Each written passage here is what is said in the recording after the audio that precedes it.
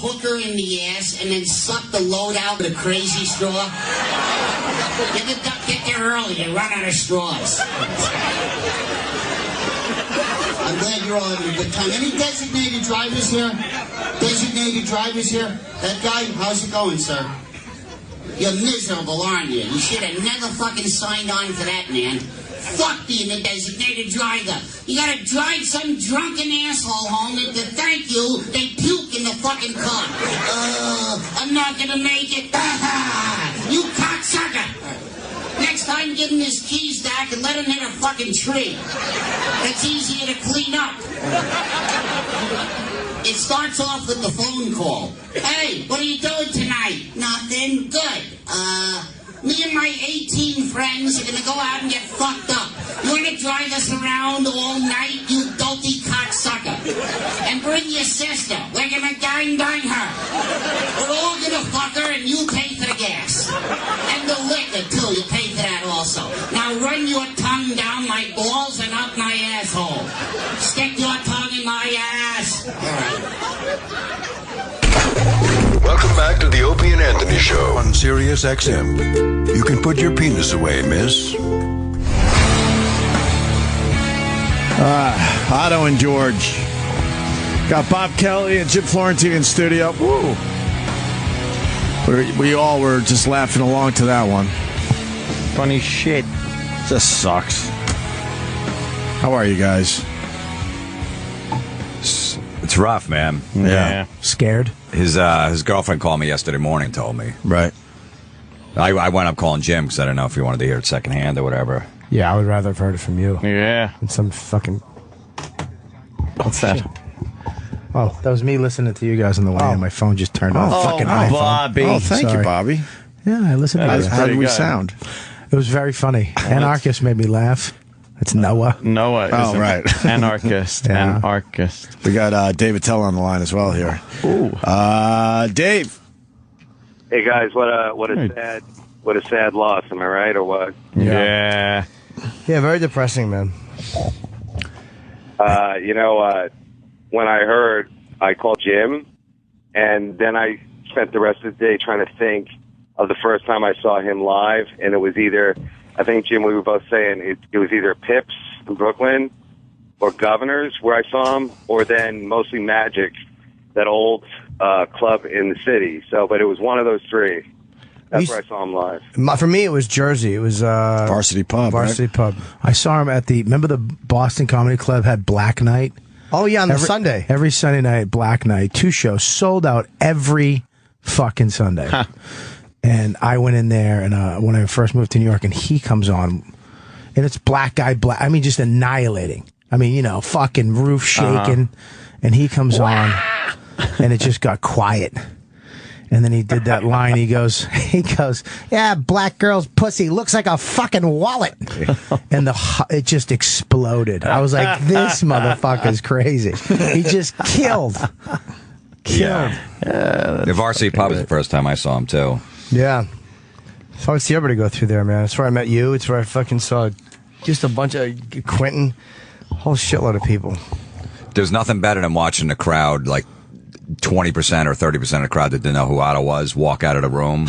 Be so disgusted, like their faces, like What? by everything he said, and then people just slowly leaving. Yeah, yeah. And he'd be like, "Get out, guys, stay out!" It's just screaming at you. Stay out. One time at Governor's, this fat woman was heckling him, and she was leaving. She's yelling at him. He's yelling back, and she's walking out. She's like, yeah.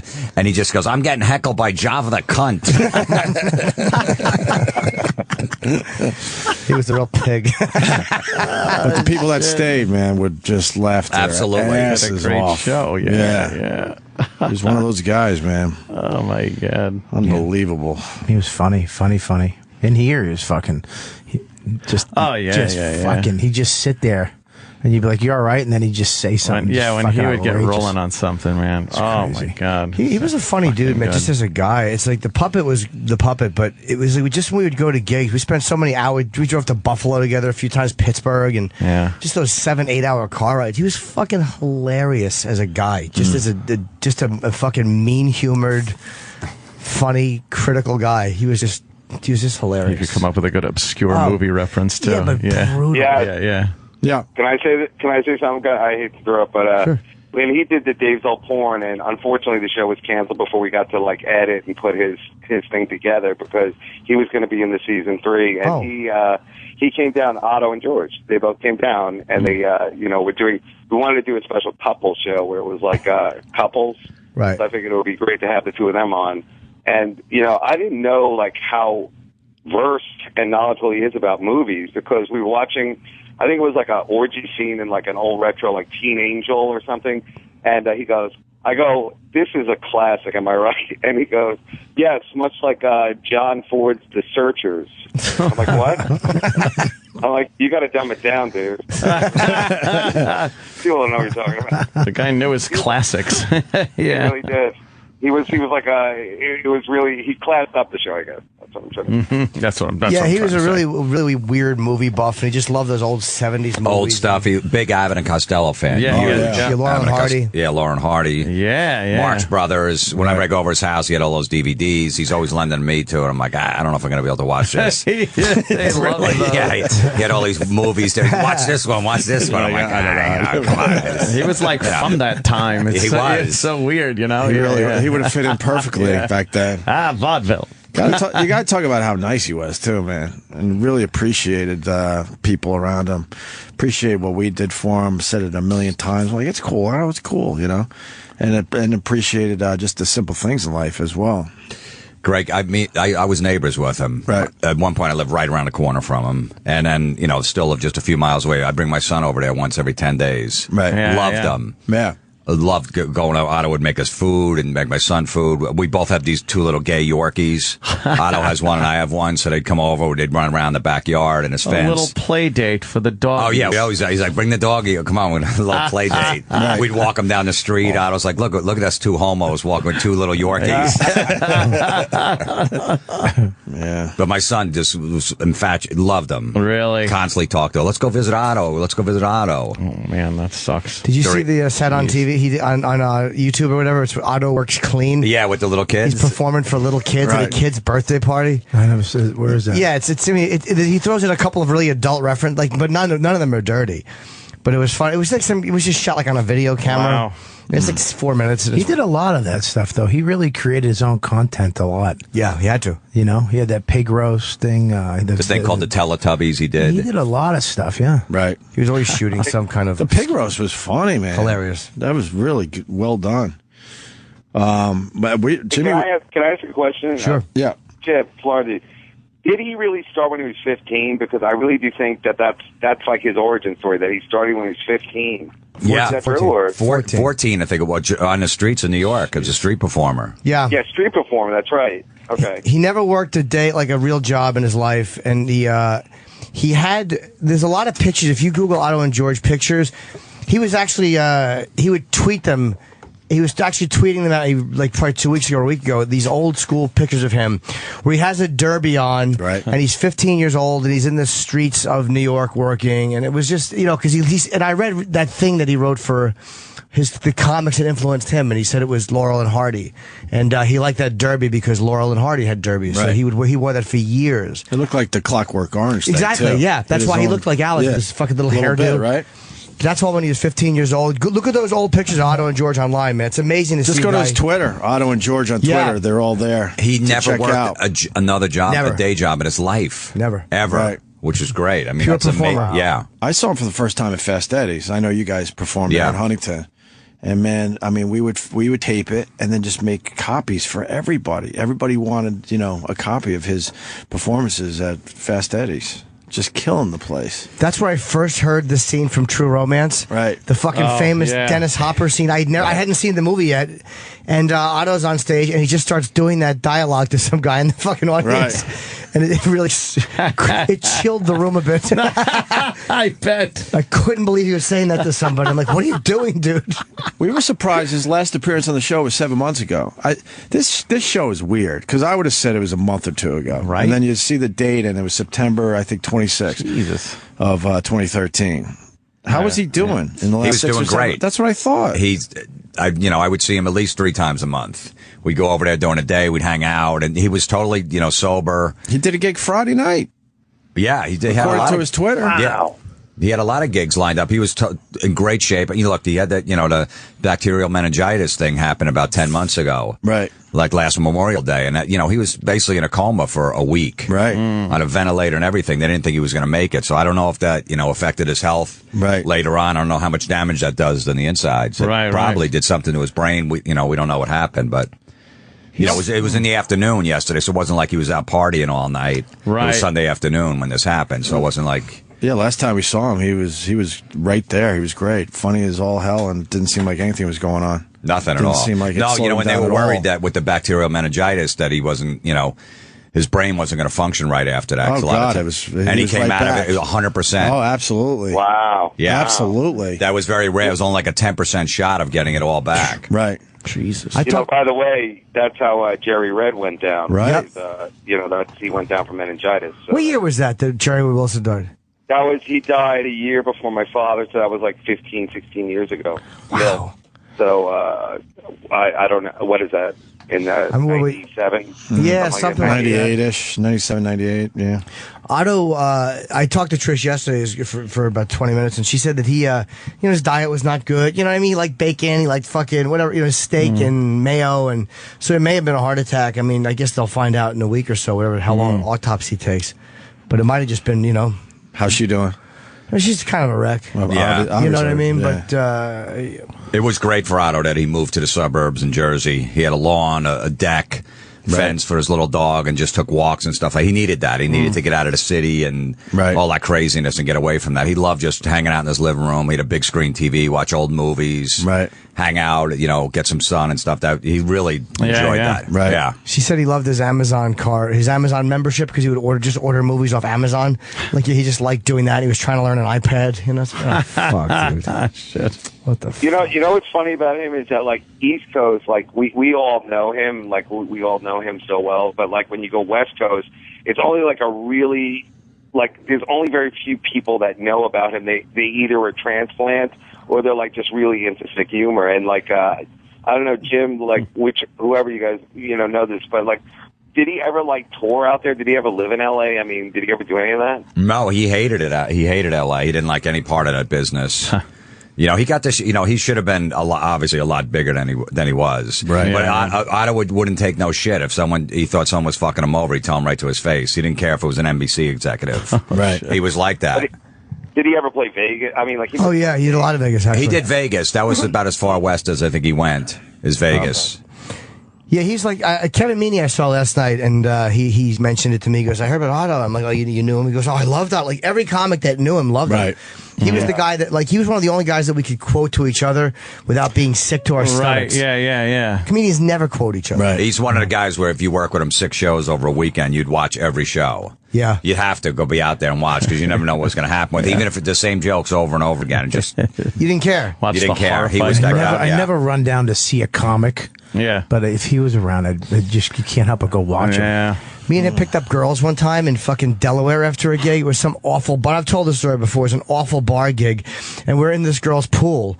And we're fooling around. And I'm fucking really hot. I'm playing with the girl's pussy through her thing. And Otto's getting nothing from his girl. And he's standing there and he goes, look at them. They're like Melrose Place. And we're like Meet the Press.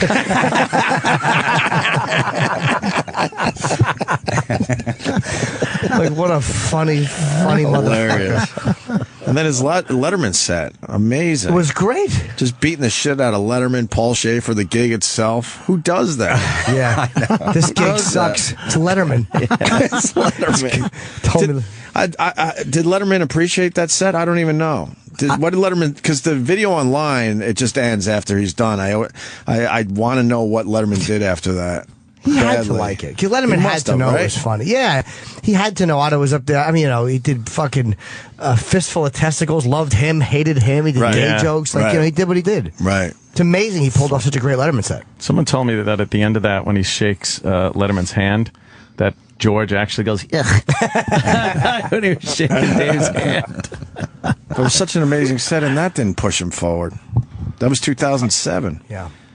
I wonder if he did the Bill Boggs Comedy Hour, or any of those kind of local showcase shows. Because I Joe remember Franklin. seeing him Yeah, something like that. He would Uncle reference Joe Floyd, Franklin on our show a lot. Yeah, I think he did in Uncle Floyd and Joe Uncle Franklin. Floyd was another one. There's a YouTube thing of him on Al Goldstein used to Midnight do. Blue, yeah. Midnight Blue, and him just ripping Al Goldstein apart. It's so fun. Oh, really? Oh, yeah, it's on YouTube. Oh, yeah. I got to see that. Yeah, I'll search that out. Great. Yeah. Yeah, he did a lot of those local. What else did he do? He did the Comedy's Dirtiest Dozen, Full Frontal Comedy, which I remember. Comedy's Dirtiest Dozen, I think, was with Ben Creed and Hicks Jackie and Chris Martling. Rock. Yeah, Jackie I Martling. think Kinnison was on, maybe. No, maybe not. No, it was 88. I think Kinnison was already big by then. Yeah. And Full Frontal was like 97. I knew him when he did that. I think Rick Messina produced that. You know, Otto was a huge George Carlin fan. Right. And he didn't know Carlin knew him. And Otto was doing this gig in Chicago maybe 10 years ago or so. And Carlin was in town, I guess, doing a theater. He had no idea. And Carlin came into the comedy club and sat in the back and watched Otto. Otto didn't know he was there. Jesus. And he came back and they talked for like an hour. Wow. Oh, did they for a while? Yeah. Carlin was a huge Otto fan, and Otto had no idea. He couldn't believe it. Wow. That's crazy. Yeah. Yeah. Yeah, I saw the picture. It was like in the kitchen or something. They took a photo together. David Copperfield, huge fan. He's Huge fan, He's too. actually calling the show in about an hour to talk about Otto. Copperfield loves Which band Otto. was it that loved him? STP, was it? Was it? I think it was STP. Or I'm almost positive it was STP. Was obsessed with Otto and George as well. Scott Weiland. I think I'm getting this. I don't Someone remember back that me one. up if you know. There was this bar right down the street from where we lived. This little white trash bar. Otto would hang out there all the time. So the owner convinced Otto to do a show there, a comedy show. Otto's like, all right, fine. So he sets it. I said, I got to go down and see this. So it's just Otto. There's no other act. So this like fat DJ is on the side of the stage, like stage right, in like a bad tuxedo with this bad DJ fucking board and albums. It was still albums. Only like 10 years ago. They had a guy bringing crates of records. Yeah. So he goes, all right, we're going to start the comedy show. Give it up for Otto and George. And Otto just walked up there, just looked over. The puppet looked over at the guy and goes, do a sit-up, you fat fuck. It was the first thing he said. It was the most uncalled for thing. The guy was just this happy-go-lucky guy. He was so excited that there was a comic there. Do a sit-up, you fat fuck. That's Otto. Do you remember, and I didn't see this story, comedians told me, but do you remember years ago that kid got mauled in the fucking zoo by a polar bear? Right. And Otto was on stage the next night, and George's little outfit, and George's like, do you like my shoes? I got him outside the polar bear cage. Brutal. Yeah, he was quite an amusing man. A mean. That's so mean. Yeah. Yeah. But you'd hear stuff like that, and then well, my wife we had our kid. I was on the road after like a month. He was born, and he lived right around the corner. He'd go there like 3 times a week and check on my wife. He'd go bring her milk. He's like, whatever you need. He'd just walk around the corner. No problem. I'll help. He didn't know what the hell he was doing. Right. But that's just what the kind of guy he was. That's He fucking was wrong. he was a sweetheart. I mean, and what's the story of the puppet getting stabbed? That was real, right? Yeah. In Central Park, was it? Yeah, he made fun of a Spanish guy. And the He made a Spanish guy actually stabbed the puppet. stabbed the puppy. Yeah, but wasn't it for like Mayor Koch was there? Like, how about a hand for our gay mayor? Is that the story? I don't know. I don't know there's a guy on the line that. The quote I heard was Otto's told Ron, actually during a master or whatever he did. Ron said, like, who stabbed you in the park? And Otto said, a Puerto Rican. Who else? Right. That was his response.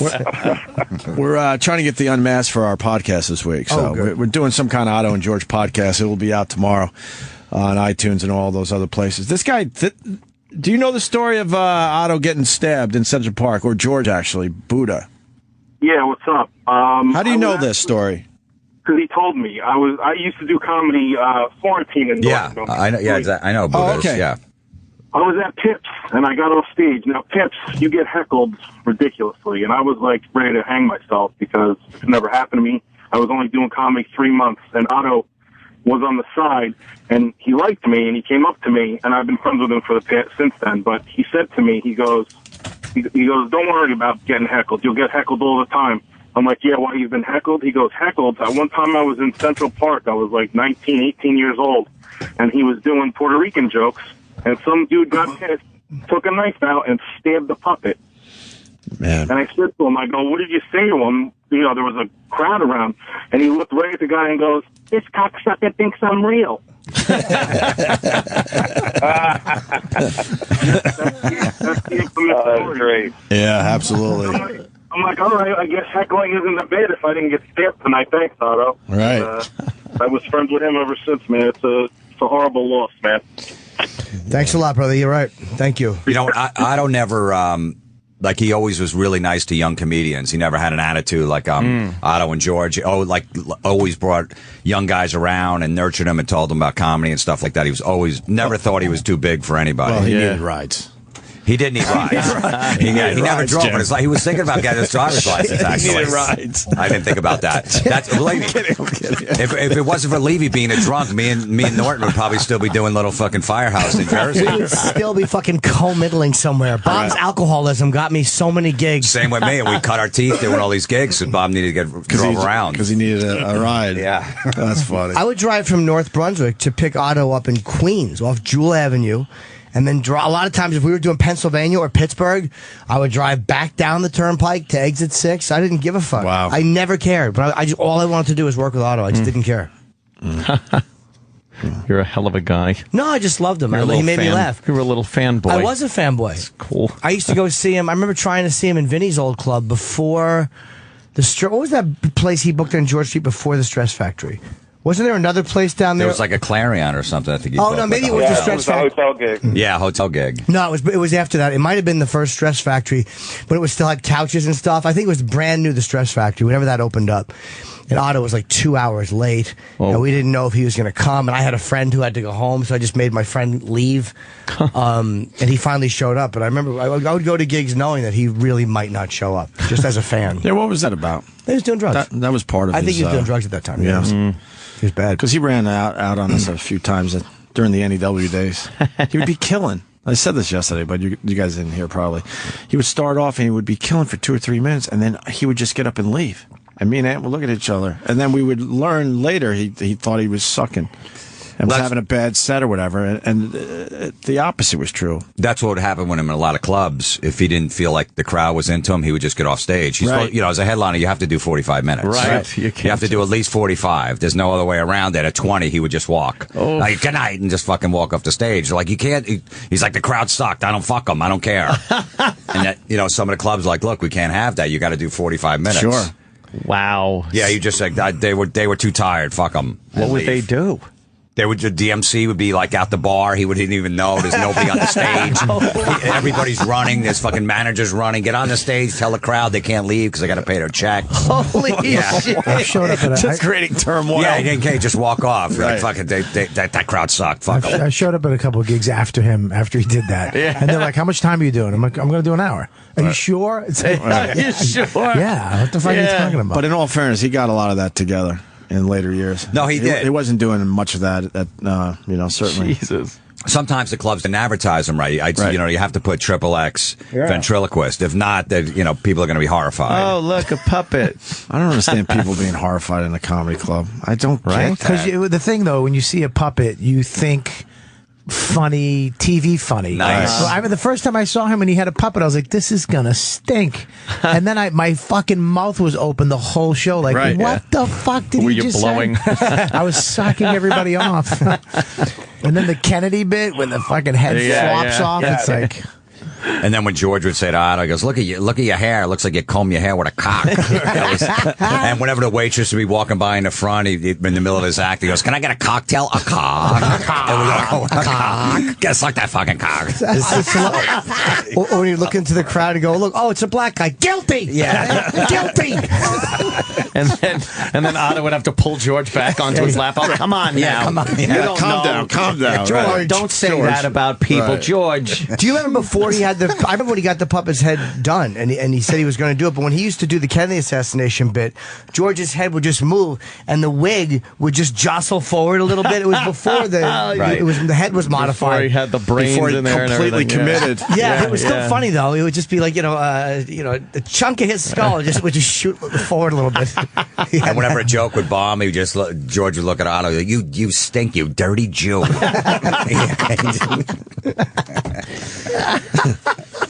Yeah, the way George would come back at him. Oh yeah, come at him. Every time you talk, the show stops. It would be like another person sitting there fucking lambasting this poor guy sitting on stage with this hostile dummy. You would feel so sorry for Otto with what George was saying to him. I love it. He's like, oh, look at the nice crowd of people. And you know in your head he fucking despises these fucking assholes. Yeah. And George is going to fucking let him know. Yeah, that inner monologue stuff. Jimmy talked about that on your Facebook post, which was well done, by the way. I meant to tell you before the show. What a nice crowd of people here, George. Fuck them. Fuck them. Yeah, go to Jim Norton's Facebook page. He wrote a nice little thing for Otto. Yeah, it was just that. It was that inner monologue. It was that weird. It didn't feel fake. Like a lot of puppets and their guys have like that cantankerous relationship. But with him, it was just like because it was interrupting, and it was just, and Otto would just like look like, ugh, why is this happening? Like, why am I saying these things to myself? I used to take him. I remember we did Lancaster a lot together in that Dave Rinaldi gig, and when it was a 3-night gig, you did I think a Friday, Saturday, Sunday, right? It was Friday, then 2 shows Saturday. So we'd go in like a lot of times on a Thursday night, and I would take him. He would always want to cop drugs. And, I mean, this is, again, freaking 1996. And he would want me to take him downtown, but I'm like, I'm not taking you to get high. I'm not doing it. I'm not fucking sitting there and getting arrested. So I would drop him off in these awful neighborhoods. Oh, wow. And I'm like, if you want to do it, you can. And I was hoping it would dissuade him from doing it. Yeah, but sure. No. That doesn't work. Yeah. That was the place where, that was the same club. It was in a hotel. The comedy club was in a hotel, so you'd stay right in the hotel. And Otto was like one night, like 3, 4 in the morning, was prank phone calling everybody in the hotel and waking them up.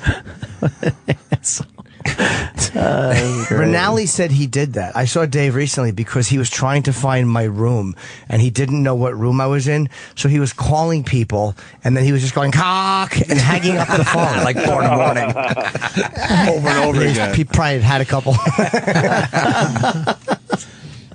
People waiting for you to answer the phone. I don't know. Yeah, he's probably not in the right state of mind. Great. Someone wants to know what were Patrice and Otto like when they were together. We had them on the show at the same time a few times. Yeah, they liked each other.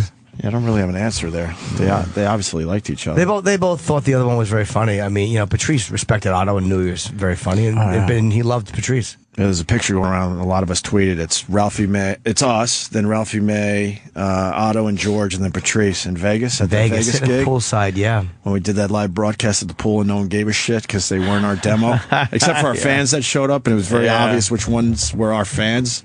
Remember that? Yeah. Everyone else is looking on in their tiny little bikinis, going, "What's going on over there?" Hard Rock, right? Hard Rock, yeah. Hard Rock. Oh, yeah. Back when it was like the Rehab was the hottest thing in Vegas. Oh, it was awesome. It was just us.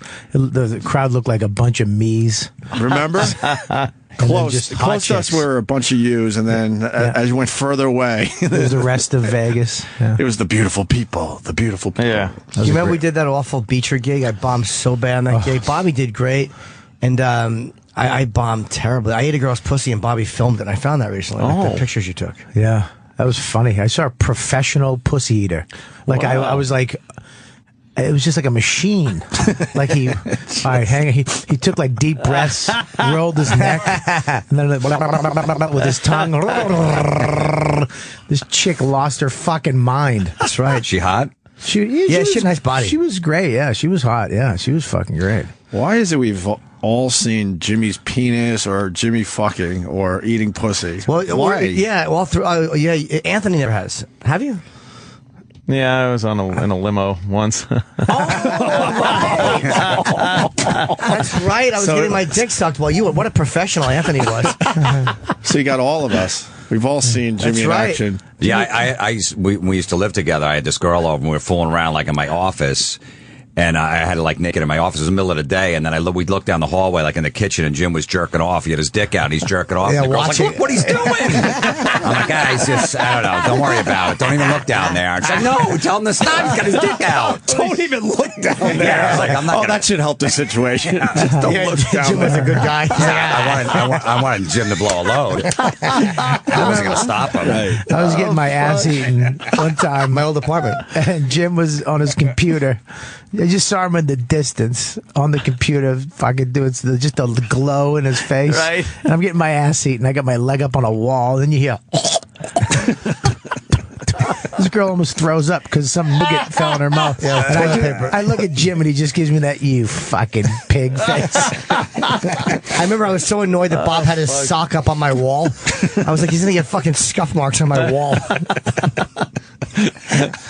What are you doing with your foot up on the wall? Get his ass eaten, Bob. I mean, he was right. How do you get your ass eaten? What am I going to do? Tippy toe it? Oh my Wait, God. were you on your back? No, I had one fucking. I think I was in shape at that point. So you were like on all fours, kind of, and she was Standing. behind you. He was standing. Oh, standing. Yep, Oh, so then you put like that how to insert a tampon thing on Yes. the Yes. the girl with her foot up on the toilet. Yes, exactly. Oh, okay. Did we lose David Tell through this? Oh, no, I'm here. I'm listening. Good. I'm Okay, hard. good. I'm working it out. Have you ever fucking seen Jim's cock? No, I've never had an experience like that with Dave or with Otto. I never did even. Really? We met girls, but we never. With Jim, when we would tour on your the anti-social tour, it was always like the saddest, just like almost like death rattling farts.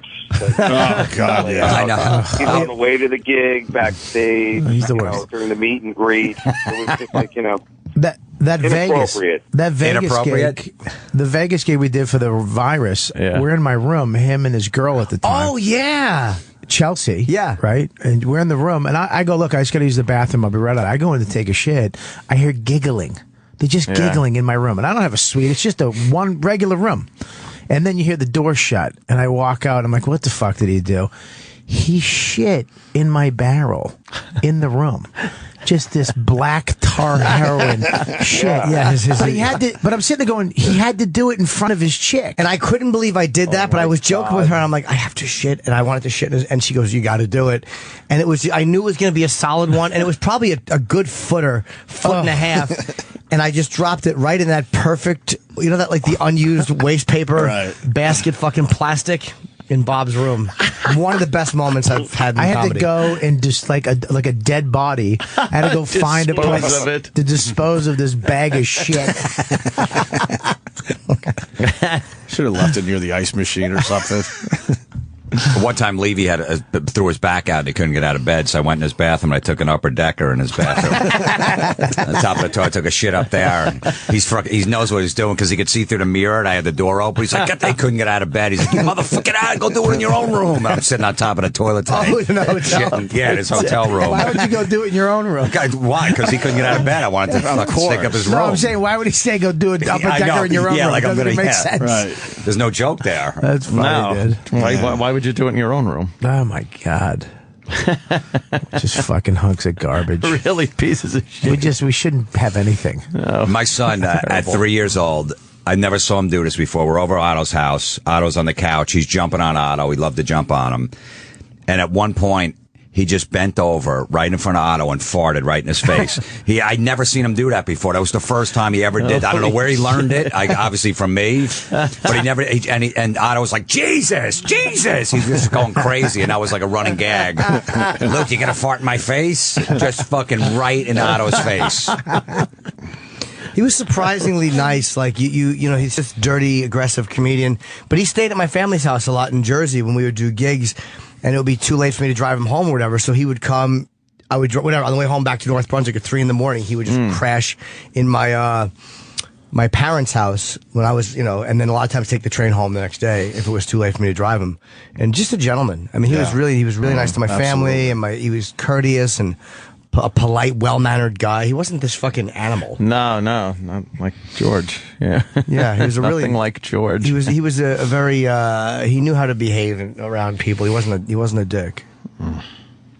You know what I liked about the way his act worked is like, you know how like you see some of these like acts, the ventriloquist acts where they got like the little costumes, you know, like George was like a rough character. Like he never like wore like a little cowboy suit or the sailor suit or any of that bullshit. He was ready to rock. I like that. Yeah, I guess he'll wear a suit, like a nice tasteful dark suit though. Now you could almost imagine what George would say if he was dressed in some kind of a wacky outfit. Yeah, like, there's no way like the puppet wouldn't take He'd have a belt on and shoes and little jeans with cuffed on the bottom. There's no way.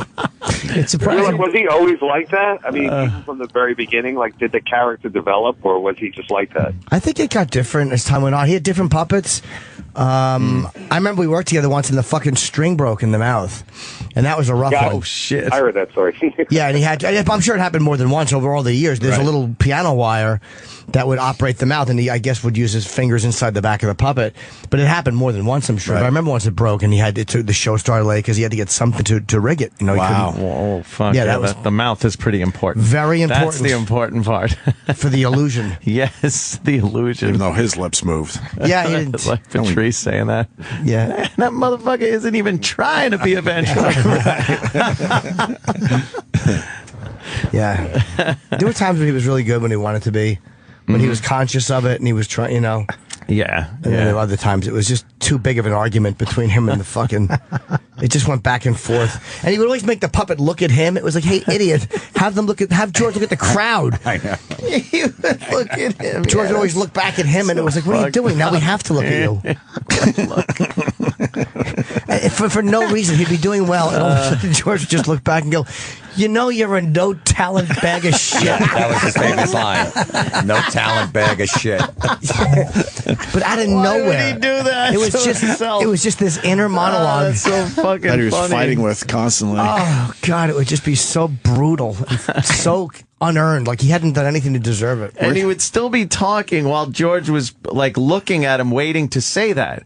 So he's like setting it up, but Otto's still talking, and you know, it was such a weird. Like, how do you know to do that? The brilliance of it. Yeah. If you really think about it, break it down. Where is the puppet right now? I don't know. I bet you Copperfield wants it. I think Copperfield has one actually. Right. Yeah, he took. He replaced the old George. Bought him a new one, but I had the old George because he collects puppets. So it's in his museum. The old George. Wow. He told Otto, it's just too ratty. Get rid of this. He goes, I'll buy you a brand new one. Let me have the old one. So It's like a $10,000 puppet, I think. Really? yeah, I got it. Yeah. Wow. And he traveled with it. He wrapped the head in like just a towel. I mean, you know, he had to be careful. That was his fucking livelihood. Yeah. Yeah, really. He used to carry it in a duffel bag back in the day. I remember that. He used to just have it in a duffel bag. Over his shoulder? Yeah, when he was out He of told control. me that he did not. Out of control. We weren't allowed to call him a puppet. It was a live action doll or something. He had like a special name for it. Oh, really? Yeah, he did not like when because on the set we were like, okay, let's get the pup, and he got like he was like, hey, that's not he told the people like, no, dude, he's like a live action, so so. Yeah, he was like a living part of him. I mean, we can all agree on that. That like he really would reference him and like make sure that he was okay, and like I have to put him in a special place and all that kind of stuff. So it was definitely part of him. And he would never take George out for people. Like that was a running joke with us too. Take George out. We would always say that because there was just people would always say that to him. Like, how's George doing? And he would want to spit on them. All right. He was just so fucking short-tempered sometimes. And he wanted to just get high and get out of there. And then you would call him his little wooden friend. Oh yeah, Otto and his little wooden buddy George, because he hated that. Because it's Vince D'Antona, who was a great ventriloquist. So yeah, well, that's how he liked to be introduced. He was a nicer act. He would Vince D'Antona's closing bit was E-I-E-I-O, and he would sing the old MacDonald had a farm, and on that farm he had some. But Vince was, whatever. He was an old school guy. He was an old school guy. Yeah, no, he was. Yeah, I loved Vince. Vince was great, and Vince would. That's adorable. Vince would kill. Yeah, but it was a nicer. It was a nicer relationship. Vince did never tell him to fucking kill himself. Did never say "sweat, you Danish junkie" or "you're no talent." George never said that to Vince. His George. But Otto would hate when people would say, "Take George out." They want to talk to the puppet. Where's George? Yeah, okay. Up. I used to love too because he was always so awkward with people.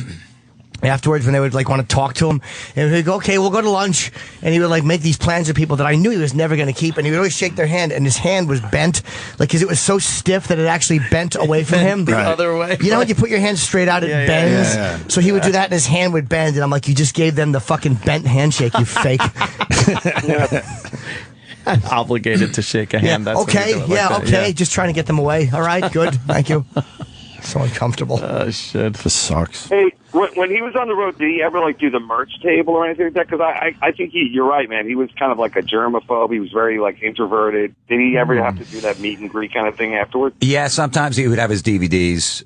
He had a a lot of times if he was mad at the crowd, he wouldn't go out there. He's like, fuck them. I don't want to see them. And he wouldn't go out and sell. But I saw him sell it. Like half the time he would have DVDs to sell after the show. It was a live act, but then he also had these movies that he did. Was it American Dummy? Teletubbies. He had a really, he's got a DVD out of like 6 hours or 8 hours of his stuff that he did over the years that he was selling towards the end. Christmas one. Yeah, was that like night before Christmas one?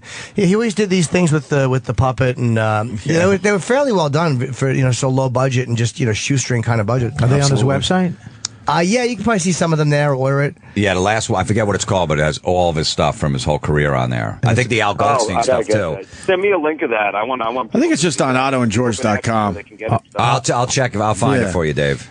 Yeah. Hey, I gotta go, guys. I really apologize for not being there in person, but thanks for letting me in. All right, you're a busy guy. Yeah, bad moment. I just wanted, Jim. Yes. If there's any kind of like anything that needs to be done or some kind of more, I'd love to be a part of it. Any way it can help, man. This is like too much sadness. Like it's a horrible loss. So. Yeah. All right. Absolutely, man. Yeah, I'll let you know. Let me know. Yeah, absolutely. All right, Dave. Thanks, Dave. All right, See you soon, thank man. David, tell everyone. Yeah, we should take a break too. He's a good guy. You know what? He's a really good guy. Dave's one of the best. Strong. Funny as fucking. He's a strong. Great to comics. Yeah. Fucking very caring. Very generous. Very like guys are soldiers on. We were doing the merch table. He's always giving them hats and like his fuck shit for free. Yeah. He's just a nice guy. He's not a greedy guy at all. No. Strange to see one of you guys with a heart. Yes. That guy's got a huge fucking heart, man.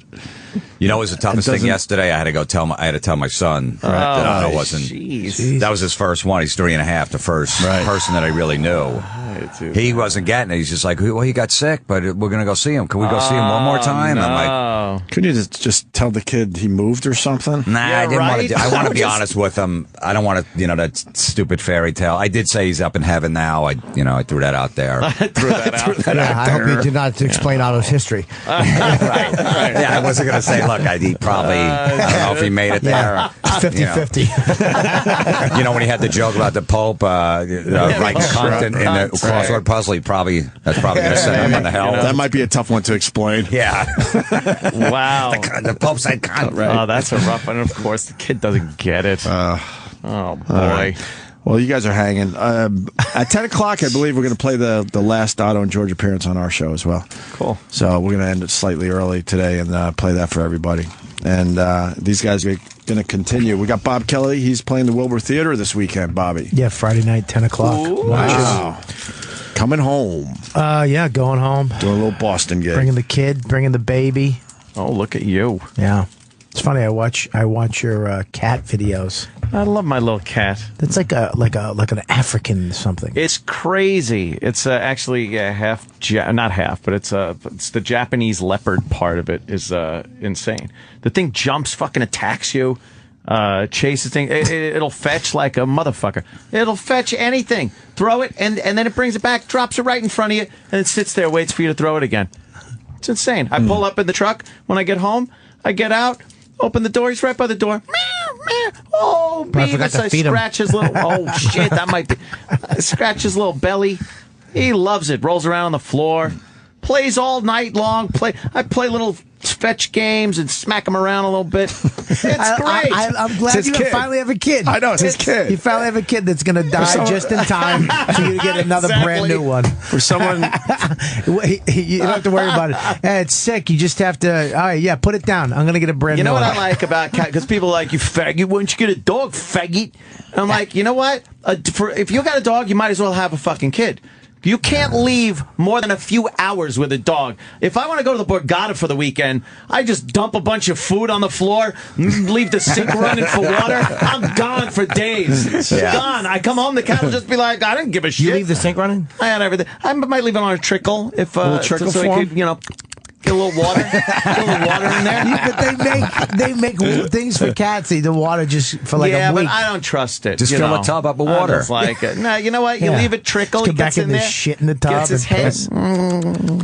But your cat is not a regular cat. That's like that's why I didn't want to get just a regular cat. It's almost it's a wild animal. It's Illegal. like a leopard. Yeah, he's crazy. It seems like it's borderline illegal. You're right. I watched the whole video on these fucking things. These are... See the slow motion one of him jumping into my hand? It's crazy. Comes up. Wow. Fuck, I catch him like a softball. He jumps up. I wiggle my fingers on the couch, and he's on the other chair going, what the fuck is that? And then he gets it, and he does that fucking hunker down and the shoulder blades go up, and he charges at my hand, and at the last minute I pull my hand straight up in the air, and he jumps at it over my head. Boom! And I just catch him in my hand. Oh yeah, my cat did that. No, he didn't. He's magical, Beavis. Story hijacker. With that, Florentine is here as well, and you're playing Buffalo tomorrow night, right? Tomorrow night at Helium, and this weekend, Friday, Saturday, Latitude 40 at Bonkers in Pittsburgh. Nice. All right, we're going to continue with these guys. Stay there. The guys have a dump on deck. They'll be right back. $4 for headphones, you dirty whores. All right. You couldn't just slip me one like on the side there? One with a little fucking earwax in it? I don't care. $4 to hear a fucking Chevy Chase movie. You dirty hose bags. All right, now. Would you like a headphone to movie Billy Sucks, and I'll give you a hand job? All right. Would you like a hand job for the movie Sucks? You got any of those little pillows the size of a chicklet? Those are nice. What's with that upright position shit? You fucking horse. The fucking plane is gonna crash in a cornfield 7,000 miles an hour, but I gotta move my seat up first? The fuck is that? So I can see my head falling off? You dirty little horse. Never get out your phone numbers, you're fucking tight with the peanuts. I gotta sit that fucking tray up as I sail into a cornfield. 16,000 gallons of gasoline behind me, slamming into the side of the mountain. All right. Could you put your tray up, sir? We're crashing. All right. I like that part. I like that part where you crash and your fucking torso gets sailing right out there. Opie and Anthony are back. On with the fart jokes. On Sirius XM. Oh, boy, we're talking tech with Bob Kelly. Here we go. Talking tech with Jim Florentine Bob in Kelly. studio as well. And just want to remind people that David Copperfield's calling in to talk about Otto and George. And around 10 o'clock, we're going to play Otto's last appearance on our radio show. So, and then tomorrow, I believe, going to put a whole podcast together. Good. Hey, Kenny, is there any to turkey remember chili, you think? Otto. Oh, I could Petersen. go for some of that shit. From Otto and George. Can I get some turkey chili? Turkey chili's pretty I like turkey goddamn chili. good. And Thursday's the big... Is it good? It's pretty goddamn good. I'd like some too. Unmasked. Ken, if that's if I don't want to step over my No. It's not good for you. Your turkey wish is chili, his I can have command. it. It's not healthy for you. Turkey chili's perfect. It's turkey chili. Well, there's more stuff in there. What's in there? It's very fattening. What's in it? Bacon? It's whatever it is. No, there's no bacon. What's in it? I don't know. It's turkey, some beans. There's a lot of fucking- grease in there. Nah, it's not bad. They for might you. cook it up and, make it a little, you might see an oil slick on There's an top. oil slick on top. When you Okay, start for it. you. It coats your stomach. All right. Go home and It's you good for you. No Okay. sugar, no grains, baby. It's all right. As long as if it's out of a can, it's bad for you. Right. That's If it's even cooked better. up fresh, it's fine. Yeah, less Yeah. salt that way. Yeah. Yeah.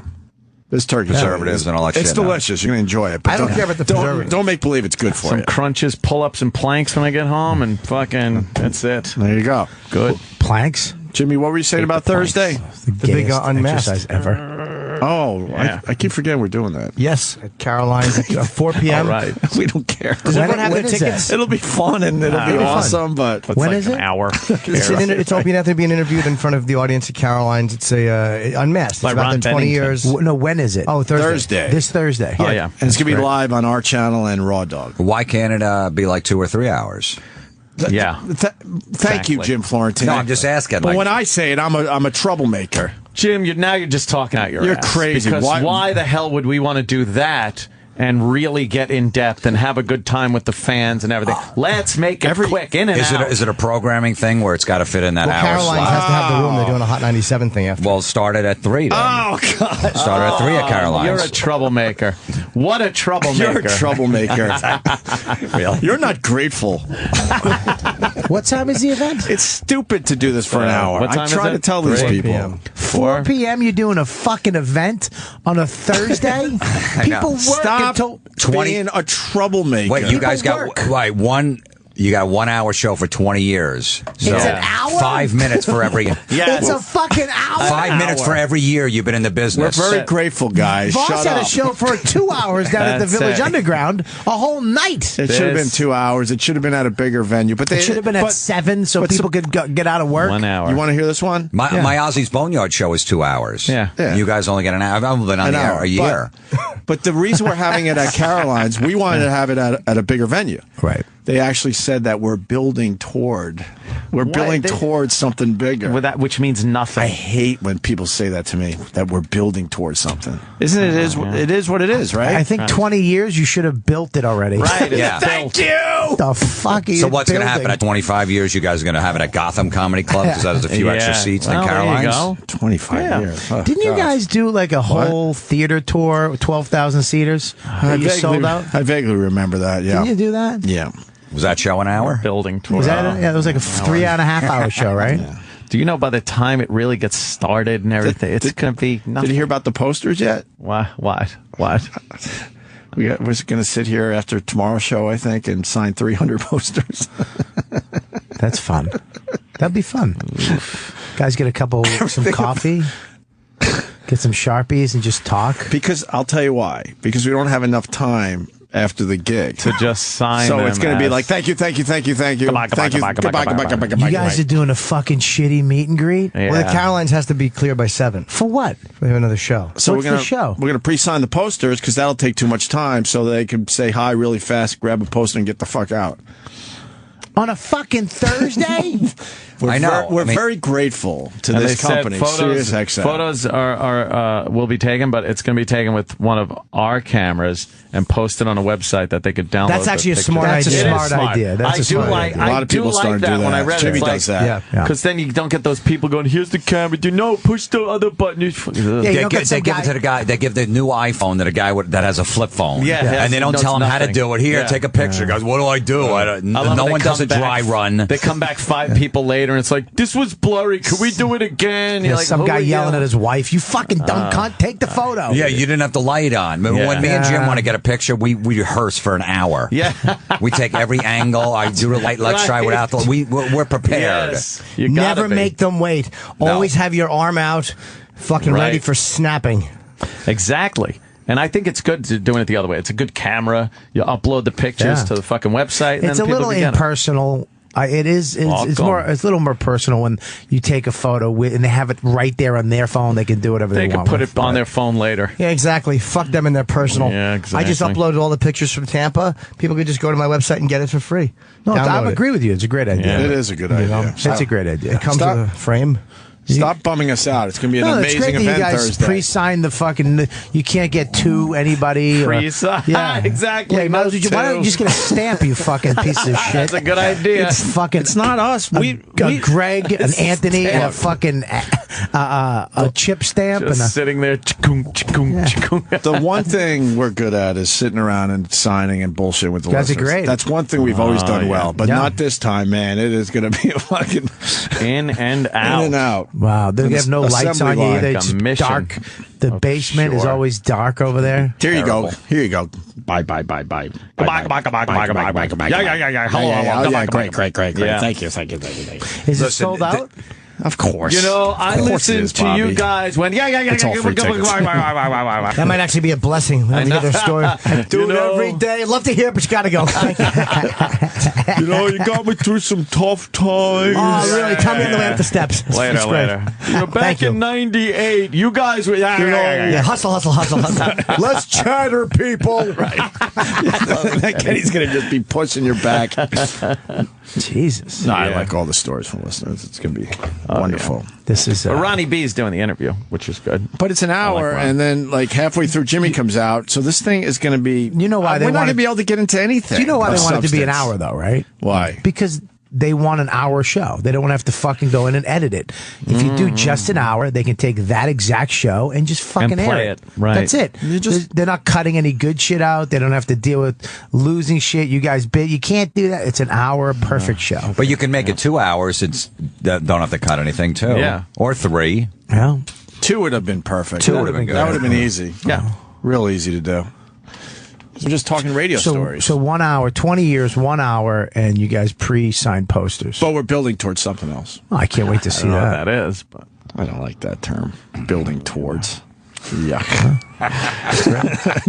Okay.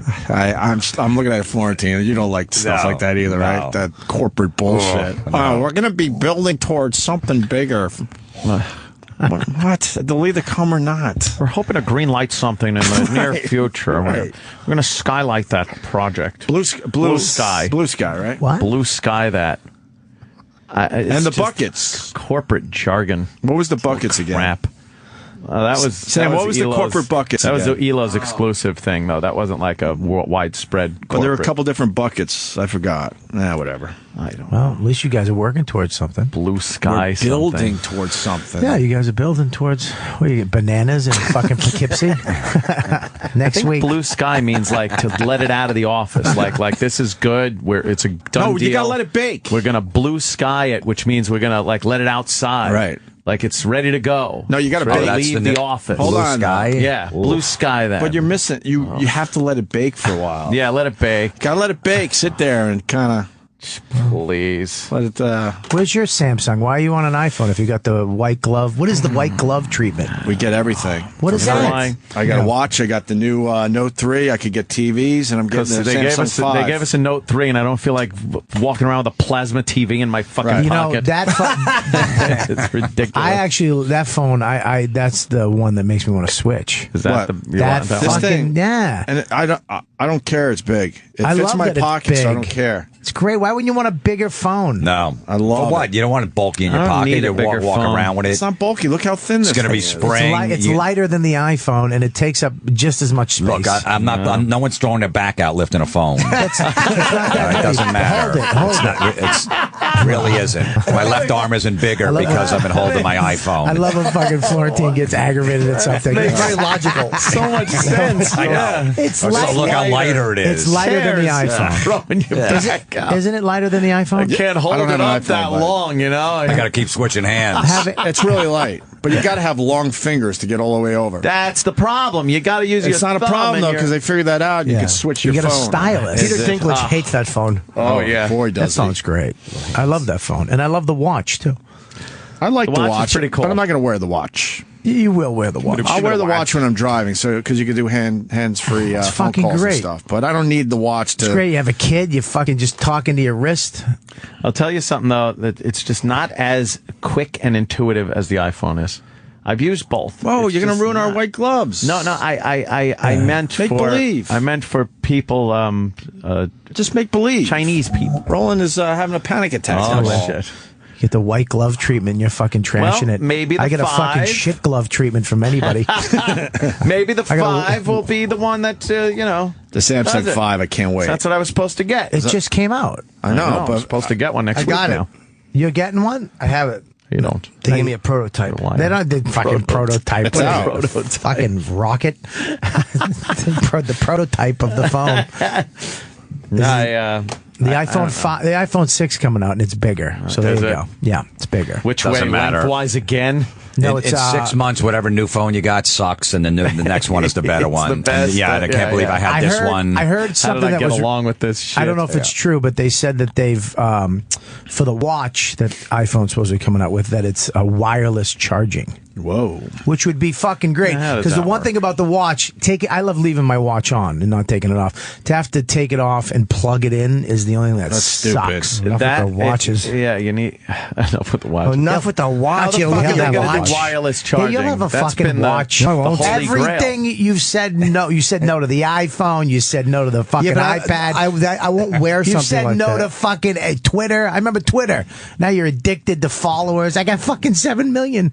No, I don't. Wow, 7 why million. would you want to? Congratulations. Why would you want to do 140? Fuck you. The I don't wanna watch talk is to awful anybody. though because you got to scroll your. It's terrible. Yeah, you said the same thing. Why would I need an iPad? I have an iPhone, and you have fucking 9 iPads. I don't use my iPad much.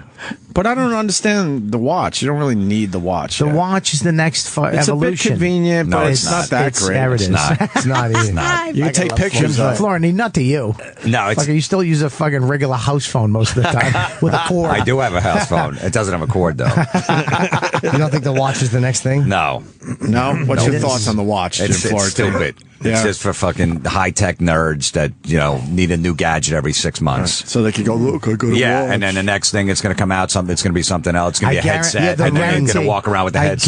guarantee- The watch wasn't that good. I guarantee if you got the white glove treatment from Samsung, you'd have that. No, dumb I watch wouldn't. on. I don't give a shit.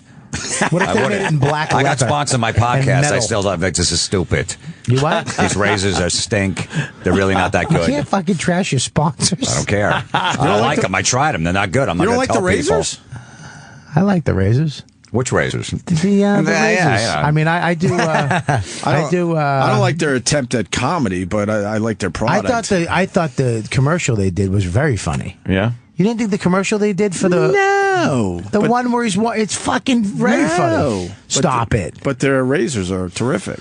I like Liddell's commercial for that fucking battery, car battery. Yeah, that's funny. Comes out, he fucking grabs Rhino by the horn and swings him around. He's fucking kicking ass in that one. It's a pretty good commercial. Which commercial? Maybe I didn't see the commercial you're talking about. Dollar Shave Club, the new How one. come you just came know? out. Oh, I was talking about a different shit. Oh, I know. I'm talking about mine. I love those razors. No, I got a different Oh, you sponsor. Where's your watch? Where's your? I don't have white glove treatment. So if go I had get it, it. I You would want the fucking watch. get So it. how do you know it's good then? Tell them your Lord varies. I got the first one. It's called I'm Watch.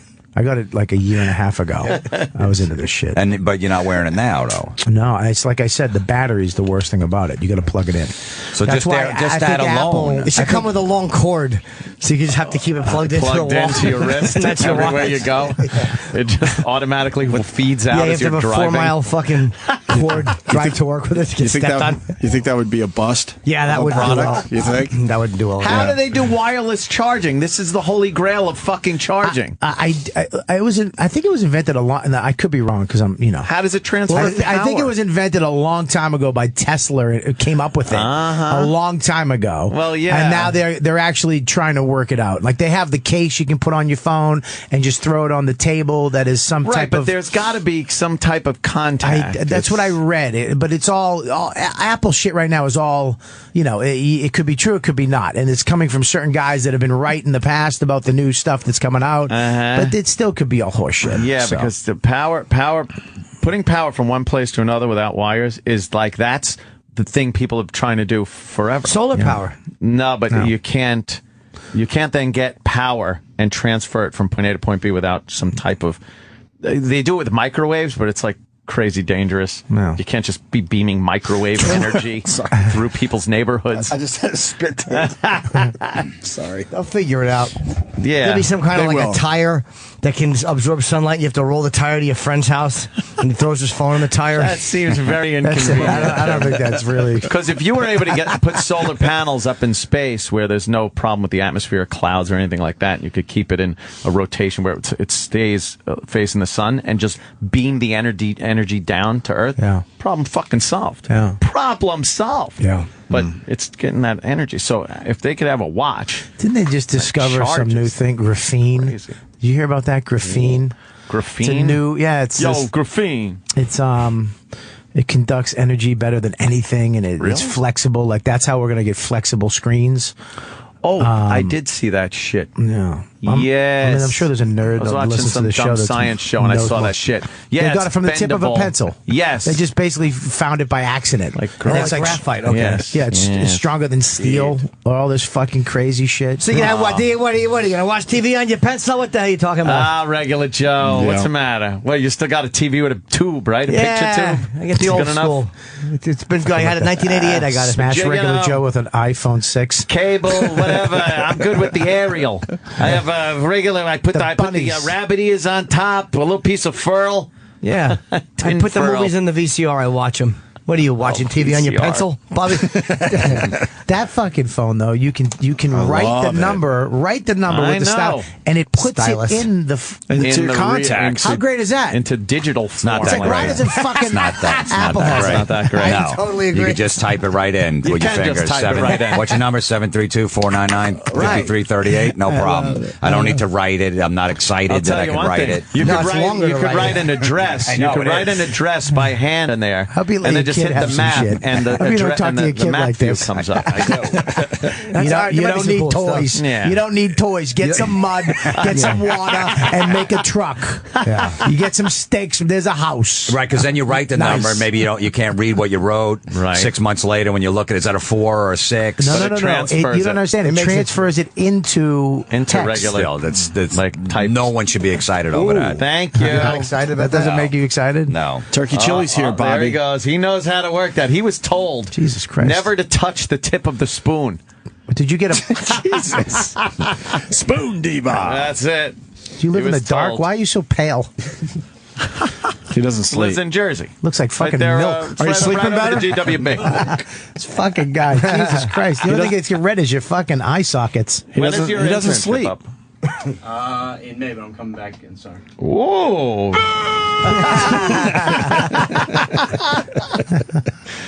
In May. He's coming back in the summer.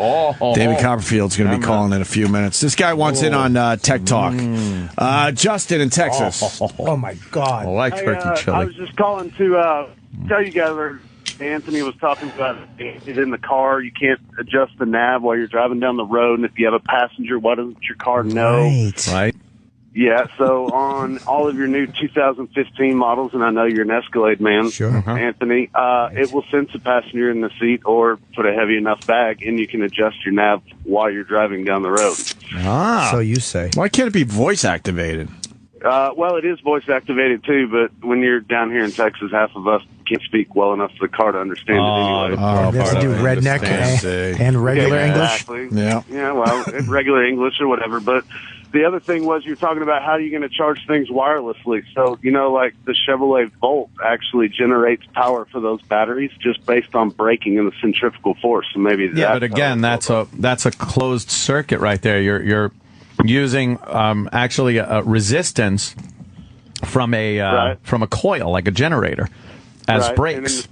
But in the same sense, just like a watch can charge off the motion of your wrist, your phone can do the same thing, kind of like how it counts paces as you walk. Oh, so you're saying the motion of your wrist and stuff would generate some type of electricity to charge the battery. Right, your direct current between those coils and things like look that. Look at you. All right. Well, that would be okay. Okay, I thought maybe energy was being beamed somewhere. So you have to move your wrist. So basically a paraplegic would get no use out of this watch unless somebody in the hospital picked up his arm and angrily banged it on the chair.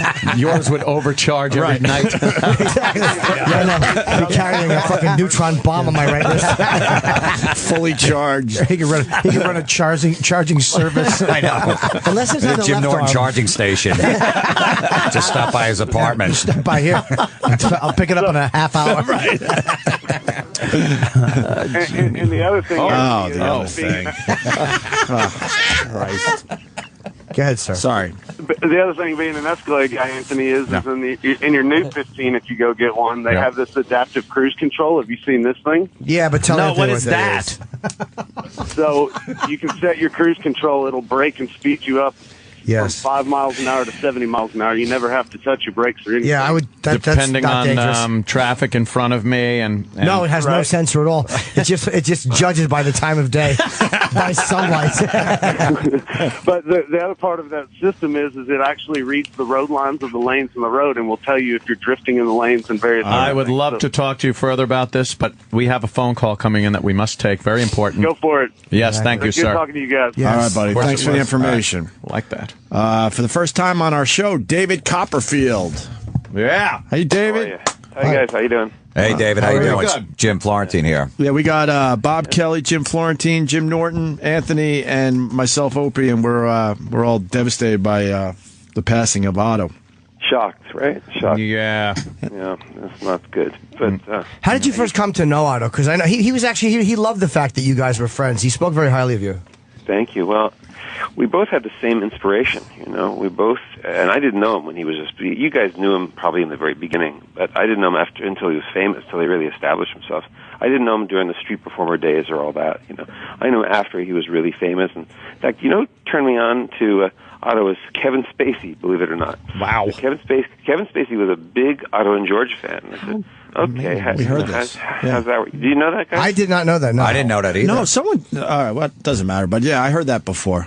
Yeah, so Kevin Spacey loved him, and he was playing in New York. So you got to see him, and I heard some of my crew, loved his work and played me some video of him. I thought this is pretty amazing stuff at that moment. We were starting to be, noteworthy, and so I went to see his show, obviously, and it was incredible, and after we started talking, we realized we have the same influences, both as kids. We're similar age, which kind of sucks. Yeah, right. He said, his influence was Paul Winchell. And I don't know if you guys remember Paul Winchell. Paul Winchell was a huge TV star when we were kids. Winchell Mahoney fan. Paul Winchell was the ventriloquist who was the voice of Tigger in the old... oh, right. So all that sound is that kind of is Tigger. And Paul Winchell. Yeah, Paul Winchell and Jerry Mahoney. Yeah. And that was his influence. And that was my influence, too. I was a ventriloquist when I was a kid. Winchell Mahoney time. Exactly. I remember that. You're Googling the other way. You're at Google fingers. No, I swear I really remember that. He's actually eating turkey chili. Anthony's just really old. Exactly. But I started doing ventriloquism, and I totally sucked at it. I couldn't do it. My act was out of the back of a boy's life in a magazine. Nobody laughed, and I found magic. But in Otto's case, he really found a voice. Pardon the expression. He found a voice. He found a voice of how to do that, and a kind of a repartee that became distinctive to him. Yeah. And really had that ability. And, as I got to know him, I realized, not from him, he never talked about this, but he's one of the most ripped off guys around. Yeah. Oh, yeah. Yeah. And some famous people who I won't mention the name of, but you'll know who it is, literally became famous on his material. I mean, really became famous on it. And stuff that he developed and was amazing. And for a magician, that's what I do, by the way. I do magic. Yeah. And when in the magic world, if somebody rips off what I'm doing, it's devastating because I spend years on each thing. So I asked Otto, I think, so-and-so got really famous on your act. How did you deal with that? I mean, how do you do that? And he would say, it's okay. It's I was done with it. It's all right. I said, what? Are you kidding? I mean, this person's enormously famous, and he's using your material that you developed.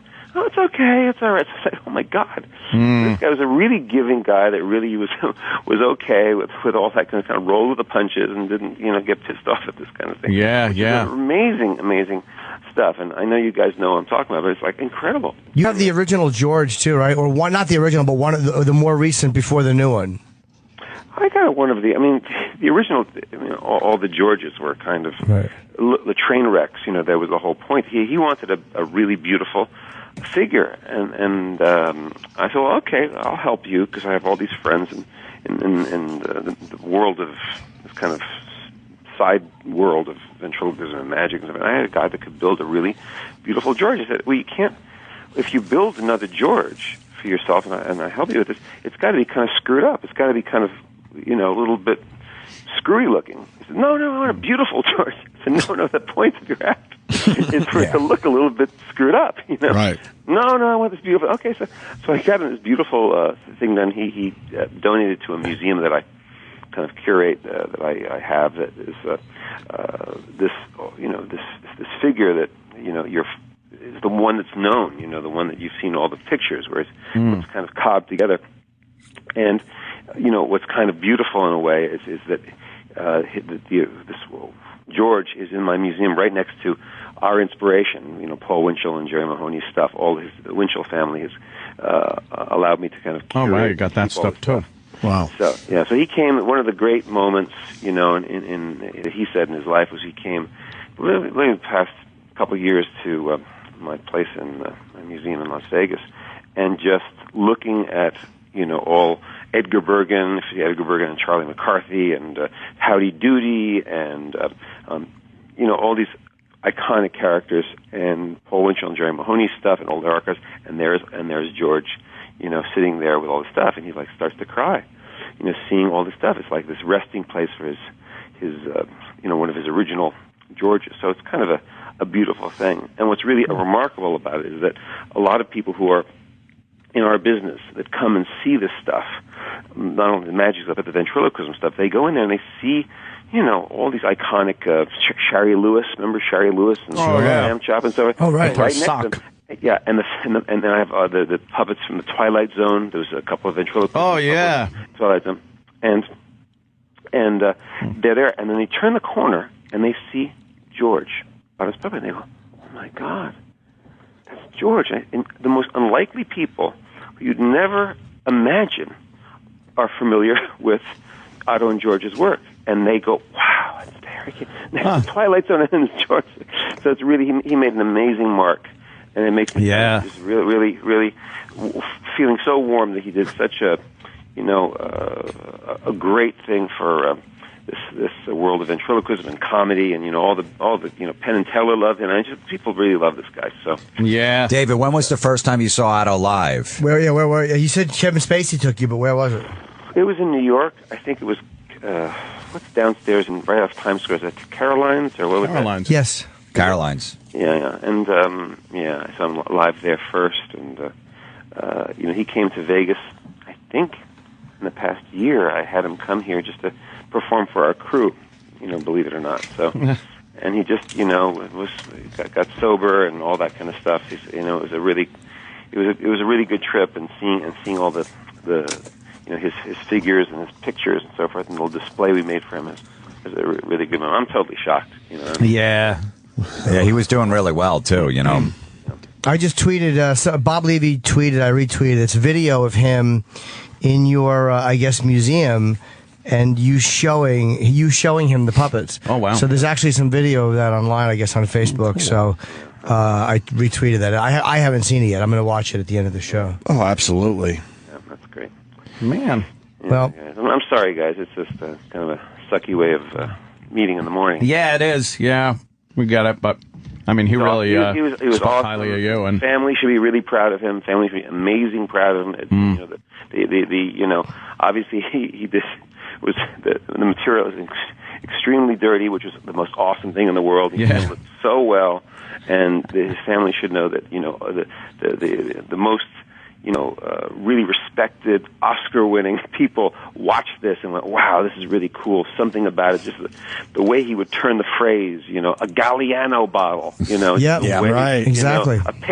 Paper plate, just words that he would use were just like, just so well chosen, comedically well chosen. He had an amazing grasp on using violent language in comedy, but violent and look, Stephen King made a tremendous living using violent language well, and Otto did it brilliantly in comedy. Was these amazing images of people's skulls being cracked open, but the funny part was that he used an ashtray or just these odd things used to commit violent acts, and he had such a great mastery of the language. Yeah, and just everything, just the craftsmanship. It's weird to hear a magician talk about comedy craftsmanship, but I care about all that, and I follow all of the greats, and he just was just great. And you guys are experts at it. Everybody on the phone when you hear it, and you just know, it's the choice of how he phrased it, and how he did it was kind of genius. Edge of a porcelain sink. Yeah. And then he had that famous line. He goes, "I want to fuck you in the ass with a Santa hat on." It was always why would a Santa hat on? I know. It was so or literally Otto would be minding his own business, just saying something. And George would just interrupt him and go, every time you talk, this show sucks. I'm going to fuck you in the ass until there's blood in your shoes. Yeah. And I'm like, what a great image that is. Like, that's a fucking poem.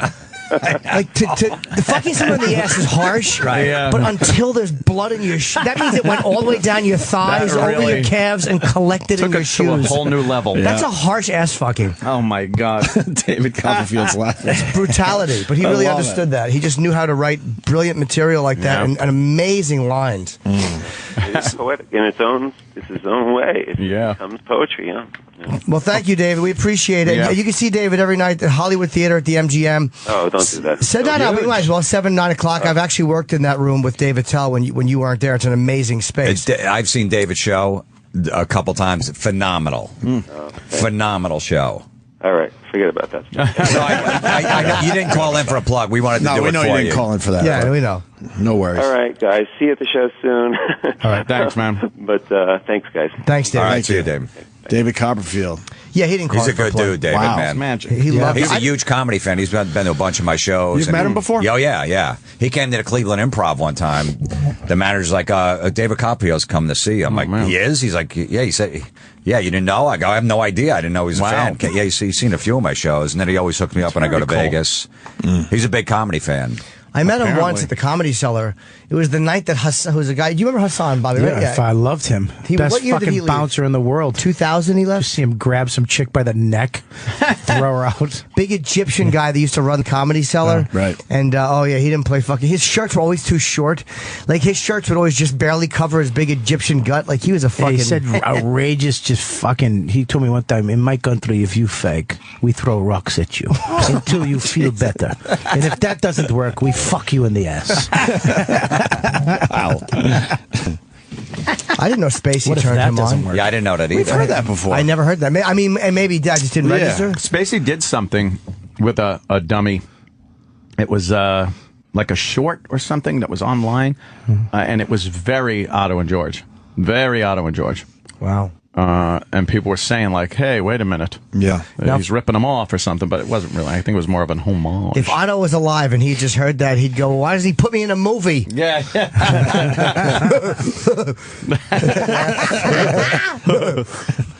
Otto did. That's a great- I remember Otto. I forgot the story. He did David Copperfield's like 40th birthday party or one of his At his- big events in his apartment in New York when he was married to Claudia Schiffer at the time.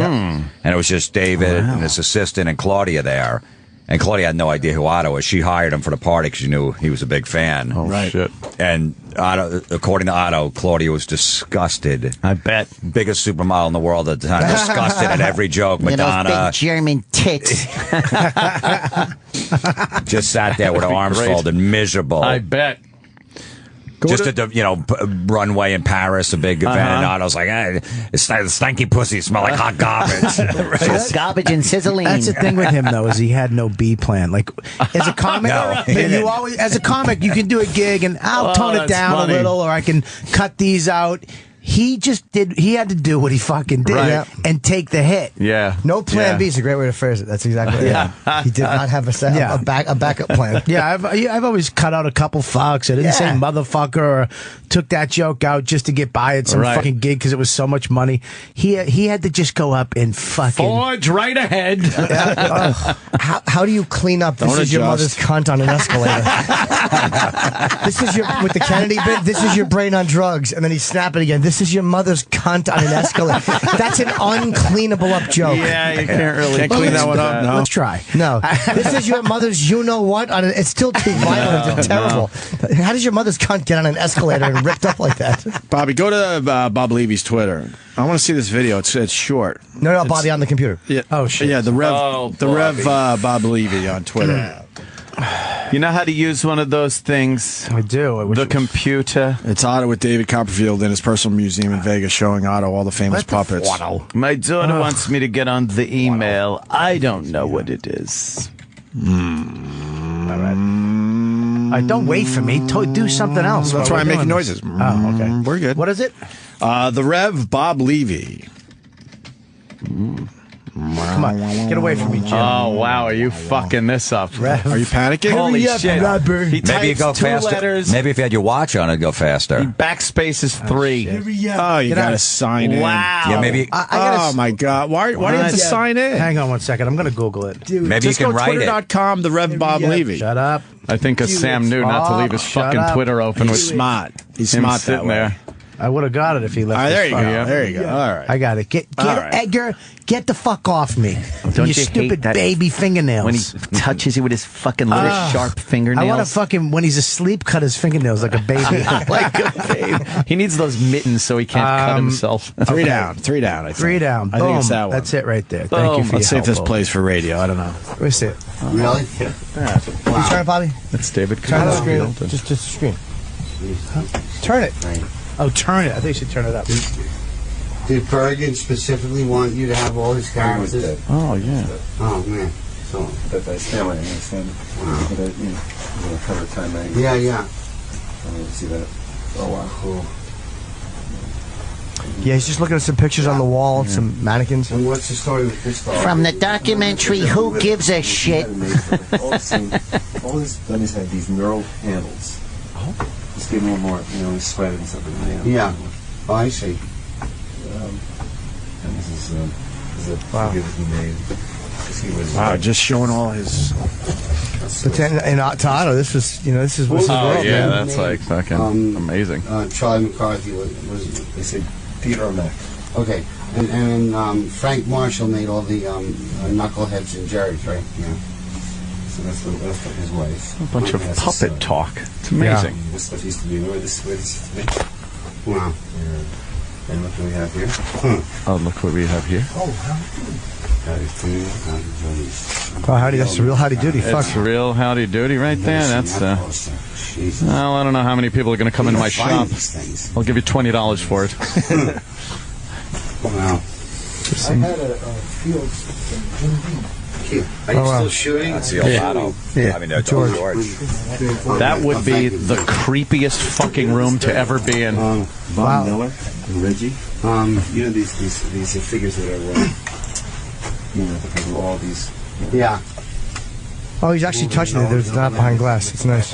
Figures. Wow. You know. Oh, that's creepy. That's a creepy dummy head he's taking out and showing Otto. Start hitting the letters. It's got Pete Rose haircut. Yeah. Well, you know, it's for a certain demo. Dumbo. What year was this? Don't know. I think this was like within the last year, or maybe a year ago. Wow. He told me when. Otto's wearing a suit. He looks good. I never found a character for him. His nose was. Wow.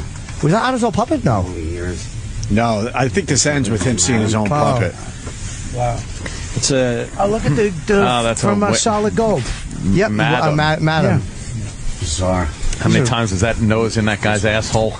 Wailing flowers. Lamb chop, wow. Lamb chop, Jesus. It's got lamb chop. Face this way for a second. Got any lamb chops We back had there? to talk about Dunham, right? Yeah. Dunham came here, and he got the whole tour. He reacted to one thing only. Right. Can you tell me what it was? I'm telling you, honest to God. No. He's reacted to this, our grand finale. Who, Jeff Dunham, he said? Oh, man, really? Yeah. Yes. George. Oh, cool. I got some really good headshots, so thank you, David. Oh, wow. For including me. He looks good. He looks good. I haven't seen him in a while. You working? Yeah, so you've been working? Yeah. Oh, that's great, man. Thank you. What an honor. Wow. The amazing thing is that, like, Yeah. I mean, literally, Homer, you were in there, right? Yeah. Yeah, I was here, yeah. I like these hands because I was able to grip a steering wheel. They had a little give to them. So when we did driving scenes, like in Telegraphies, he was able to like hold the steering wheel without like breaking or anything. Oh man, they should take good care of him. All right, you're safe here.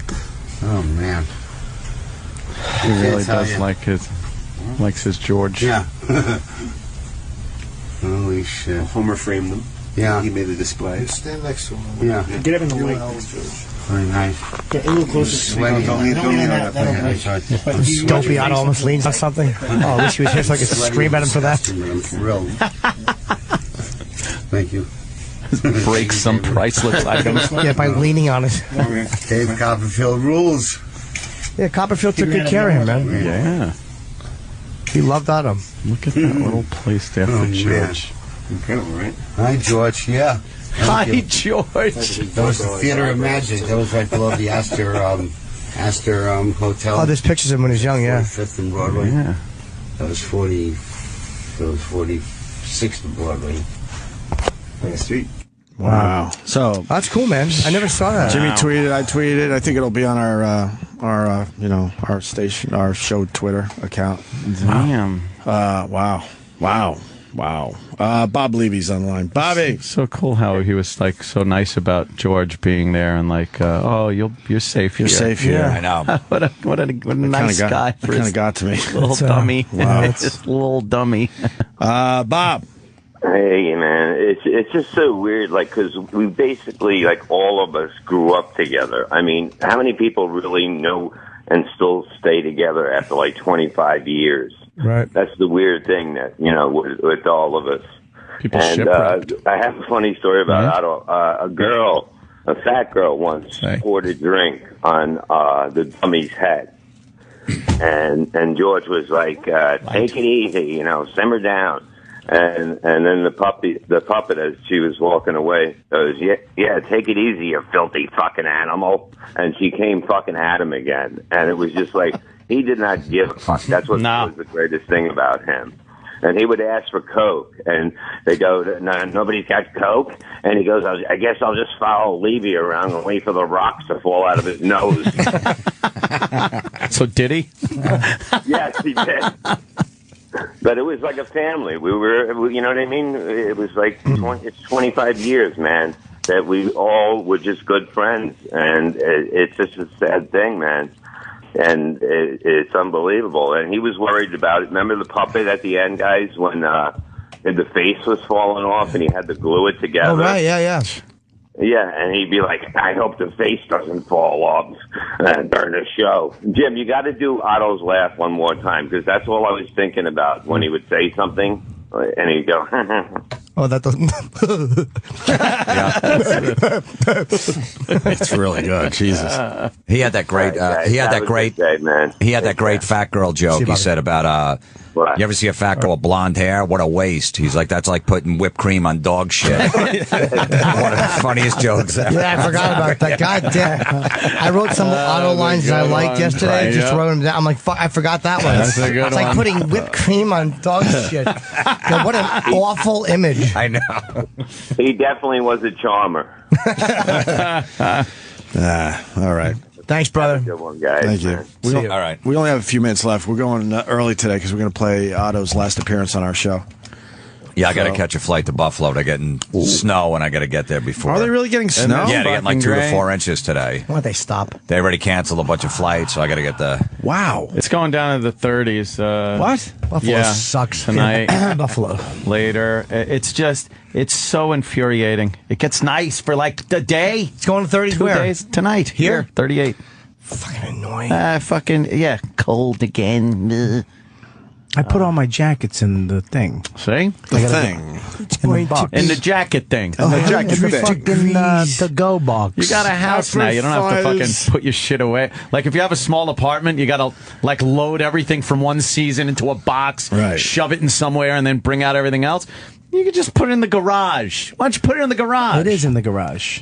In the basement. Nice boxes in the garage. I don't have a basement. Put it in the attic. I don't got one of those. You move in the I got high ceilings. Oh, you got them vaulted ceilings. I got vaulted ceilings. That is pretty good. I got a mid-century contemporary ranch. I do like a high ceiling. You might have to build a loft. For some of your no lofts. winter stuff. No lofts. You know, in the garage, they sell some, they install some really nice, like, shelving things that you pull up on a pulley and they go against the ceiling and against the walls. Yeah, I don't have that. Real space savers. I don't get that. Space savers. I think I'm going to have to buy another garage. Oh, yeah? Yeah, I'm going to have to go Home Depot and have somebody build me a garage. We got a timing issue. We got to get out. Oh, shit. We really do. Florentine's going to be at Helium Comedy Club tonight in Buffalo. No, tomorrow night. Tomorrow night, excuse me. I'm sorry. If you make the flight. You'll be Yeah, all I'll get right. up. You'll drive if you have to, I'm sure. But tomorrow night, Helium in Buffalo. I hear that's a good club. It's a newer club. Great club. Newer club, but I hear they're doing well. Unbelievable Good. club. And then you're going to be in Pittsburgh over the weekend. Yeah, right? Latitude 40 this Friday and Saturday in Pittsburgh. Thanks for coming in, Jim. And of course, Absolutely. I love your podcast. Absolutely. That's great. Riotcast.com for Bobby's podcast and Florentine's podcast. And Bobby's going to be at the Wilbur Theater in Boston. Friday night, one show. Friday night. Wow. Cool. I'll be at Caroline's the 24th through 27th. Next weekend. A week from this weekend, yeah. Yeah, we're getting there next weekend. We are getting there. Can I do a guest spot? Oh. So if you want to come and see me the 24th through 27th, yes. If you want to come and do the Wednesday show, please. I'll come down. I'd love to come down. Yeah, I haven't come done down a show Wednesday. in a long. Come I hate Wednesday. that we're all headliners. We don't do shows together anymore. I'll do that. That'd be How awesome. fun was the roast the other night? Oh, It was we had a great. blast. Yeah. I'm not doing the Wednesday show, by the way. I know. By the way, I'm meeting Barry to talk about my healthcare. Thing now. So this should be good for tomorrow. Have fun. Obama. I love him. He's my man. All right, stay tuned. We got Otto's last appearance on the Opie and Anthony show, and we'll see you guys tomorrow. Thank you. Opie and Anthony will be right back on Sirius XM. Feel free to rub one out. It's like, yeah. And he just goes, I'm getting heckled by Java the cunt. He was a real pig. But the people that stayed, man, would just laugh their Absolutely. asses Great off. show. Yeah. He's one of those guys, man. Oh, my God. Unbelievable. He was funny. In here, he was fucking. Fucking. He'd just sit there, and you'd be like, "You all right?" And then he'd just say something. When he would get outrageous. rolling on something, man. Oh, my God. He was a funny dude, man. good. Just as a guy, it's like the puppet was the puppet, but it was like just when we would go to gigs, we spent so many hours. We drove to Buffalo together a few times, Pittsburgh, and just those 7-8 hour car rides. He was fucking hilarious as a guy, just as a fucking mean humored, funny, critical guy. He was just hilarious. You could come up with a good obscure movie reference too. Yeah, but brutal. Yeah. Can I say something? I hate to throw up, but when he did the Dave's All Porn, and unfortunately the show was canceled before we got to edit and put his thing together because he was going to be in the season 3, and he came down. Otto and George, they both came down, and they we wanted to do a special couple show where it was like couples. Right. So I figured it would be great to have the two of them on. And, I didn't know, how versed and knowledgeable he is about movies because we were watching, I think it was like an orgy scene in an old retro, Teen Angel or something. And he goes, this is a classic, am I right? And he goes, yes, much like John Ford's The Searchers. I'm like, what? I'm like, you got to dumb it down, dude. People don't know what you're talking about. The guy knew his classics. He really did. He was like it was really, he classed up the show, I guess. That's what I'm trying to say. That's what I'm He was trying a to say. really weird movie buff, and he just loved those old 70s movies. Old stuff. He big Abbott and Costello fan. Yeah, Huge. yeah. Lauren Abbott and Hardy. Lauren Hardy. Yeah. Marx Brothers. Whenever I go over his house, he had all those DVDs. Well, thank you, Bobby. Yeah, I listened to That it. was How did pretty we good. sound? It was very funny. Anarchist made me laugh. It's Noah. Noah is Oh, an right. anarchist. Yeah. Anarchist. We got Dave Attell on the line as well here. Ooh. Dave. Hey guys, what a sad loss, am I right or what? Yeah. Yeah, very depressing, man. When I heard, I called Jim, and then I spent the rest of the day trying to think of the first time I saw him live, and it was either, I think, Jim, we were both saying it was either Pips in Brooklyn or Governors where I saw him, or then mostly Magic, that old club in the city. But it was one of those three. That's where I saw him live. For me, it was Jersey. It was Varsity Pub. Varsity Pub. I saw him at remember the Boston Comedy Club had Black Night? Oh, yeah, on Sunday. Every Sunday night, Black Night. 2 shows, sold out every fucking Sunday. Huh. And I went in there, and when I first moved to New York, and he comes on, and it's black guy, just annihilating. Fucking roof shaking, and he comes on, and it just got quiet. And then he did that line. He goes, yeah, black girl's pussy looks like a fucking wallet. And it just exploded. I was like, this motherfucker's crazy. He just killed. Yeah. The Varsity Pub was the first time I saw him, too. Yeah. So I would see everybody go through there, man. It's where I met you. It's where I fucking saw just a bunch of Quentin, a whole shitload of people. There's nothing better than watching the crowd, like 20% or 30% of the crowd that didn't know who Otto was walk out of the room. He's so disgusted, like their faces, like what? By everything he said, and then people just slowly leaving. Yeah. And he'd be like, "Get out, guys, stay out!" It's just screaming at Stay out. one time at Governor's, this fat woman was heckling him, and she was leaving. She's yelling at him. He's yelling back, and she's walking out. And he had. There's a lot of pictures. If you Google Otto and George pictures, he was actually he would tweet them. He was actually tweeting them out like probably 2 weeks ago or a week ago. These old school pictures of him, where he has a derby on, right, and he's 15 years old, and he's in the streets of New York working, and it was just because he's and I read that thing that he wrote for the comics that influenced him, and he said it was Laurel and Hardy, and he liked that derby because Laurel and Hardy had derbies, so he wore that for years. It looked like the Clockwork Orange thing, exactly, too. yeah. That's why he looked like Alex with his fucking little hairdo, bit, right? That's all when he was 15 years old. Look at those old pictures of Otto and George online, man. It's amazing to see. Just go to his Twitter, Otto and George on Twitter. They're all there. He never worked another job, a day job in his life. Never. Ever. Right. Which is great. I mean, Pure that's amazing. performer. Yeah. I saw him for the first time at Fast Eddie's. I know you guys performed there in Huntington. And man, I mean, we would tape it and then just make copies for everybody. Everybody wanted, a copy of his performances at Fast Eddie's. Just killing the place. That's where I first heard the scene from True Romance. Right. The fucking famous Dennis Hopper scene. I hadn't seen the movie yet. And Otto's on stage and he just starts doing that dialogue to some guy in the fucking audience. Right. And it really it chilled the room a bit. I bet. I couldn't believe he was saying that to somebody. I'm like, what are you doing, dude? We were surprised. His last appearance on the show was 7 months ago. This show is weird because I would have said it was a month or two ago. Right. And then you see the date and it was September, I think, 26th of 2013. How was he doing in the last 6 or 7? He was doing great. That's what I thought. I would see him at least 3 times a month. We'd go over there during the day. We'd hang out, and he was totally, sober. He did a gig Friday night. Yeah, he did. According to his Twitter. Wow. Yeah.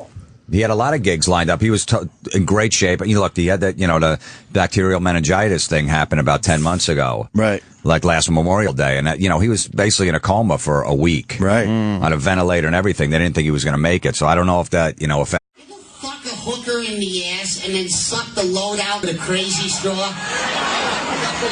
Get there early. They run out of straws. I'm glad you're all having a good time. Any designated drivers here?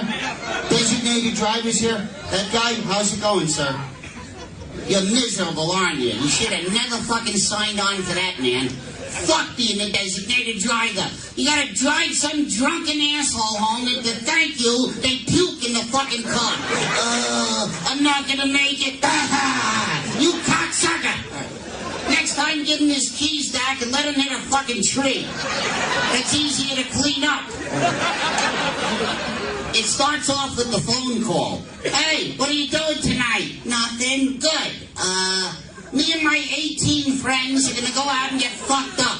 You wanna drive us around all night, you dopey cocksucker? And bring your sister. We're gonna dine her. We're all gonna fuck her and you pay for the gas. And the liquor, too. You pay for that also. Now run your tongue down my balls and up my asshole. Stick your tongue in my ass. All right. Welcome back to the Opie and Anthony Show on Sirius XM. You can put your penis away, miss. Otto and George. Got Bob Kelly and Jim Florentine in studio. Woo. We all were just laughing along to that one. Funny shit. Just sucks. How are you guys? it's rough, man. Yeah. Scared? His girlfriend called me yesterday morning, told me. Right. I went up calling Jim because I didn't know if he wanted to hear it secondhand or whatever. Yeah, I would rather have heard it from you. Yeah. Than some fucking... What's that? Oh, that was me listening to you guys on the way, and my phone just turned off. Fucking iPhone. Bobby. He's always lending me to it. I'm like, I don't know if I'm going to be able to watch this. They love it, yeah, he had all these movies there. Watch this one, watch this one. I'm like, I don't know. Come on. He was like from that time. It's He was. It's so weird, you know? He would have fit in perfectly back then. Vaudeville. You got to talk about how nice he was too, man, and really appreciated people around him. Appreciate what we did for him. Said it a million times. Like, it's cool. Oh, it's cool, you know, and appreciated just the simple things in life as well. Greg, I was neighbors with him. Right. At one point, I lived right around the corner from him, and then still live just a few miles away. I bring my son over there once every 10 days. Right. Yeah, Loved yeah. him. Yeah. Loved going out. Otto would make us food and make my son food. We both have these two little gay Yorkies. Otto has one and I have one, so they'd come over. They'd run around the backyard and his fence. A little play date for the dog. Oh, yeah. He's like, bring the doggy. Come on, we're a little play date. Right. We'd walk him down the street. Otto's like, look at us two homos walking with two little Yorkies. Yeah. But my son just was infatuated, loved him. Really? Constantly talked to him. Let's go visit Otto. Oh, man, that sucks. Did you see the set on TV? He did, on YouTube or whatever. It's Otto Works Clean. Yeah, with the little kids. He's performing for little kids at a kid's birthday party. I never said, where is that? Yeah, I mean, he throws in a couple of really adult reference, but none of them are dirty. But it was fun. It was like it was just shot like on a video camera. Wow. It's like 4 minutes. He did a lot of that stuff, though. He really created his own content a lot. Yeah, he had to. You know, he had that pig roast thing. This thing called the Teletubbies he did. He did a lot of stuff, yeah. Right. He was always shooting some kind of... The pig roast was funny, man. Hilarious. That was really good, well done. But Jimmy... Can I ask a question? Sure. Yeah. Chip, Florida, did he really start when he was 15? Because I really do think that's like his origin story, that he started when he was 15. Yeah, Is that true, or? 14, I think it was, on the streets of New York as a street performer. Yeah. Yeah, street performer, that's right. Okay. He never worked a day, like a real job in his life.